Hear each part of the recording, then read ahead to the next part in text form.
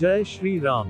બજરંગ સેનાના ગુજરાત રાજ્યના પ્રમુખ દિનેશ રાઠોડ, ગુજરાત સંગઠન મંત્રી રાજ સથવારા અને પાટણ મહિલા અધ્યક્ષ પૂનમબેન તેમજ બજરંગ સેનાના પાટણ અને મહેસાણા જિલ્લાના તમામ કાર્યકર્તાઓ દ્વારા તારીખ 13/7/2025ના રોજ રેલી અને ગરબાનું આયોજન કરવામાં આવ્યું હતું. તેમજ માં અંબાજીના મંદિરે ધ્વજા ચડવામાં આવી હતી. તેમાં લોકોએ હર્ષોલ્લાસથી સાથ સહકાર કર્યો હતો. GTV news bureau report Jagdish Shah, Patan.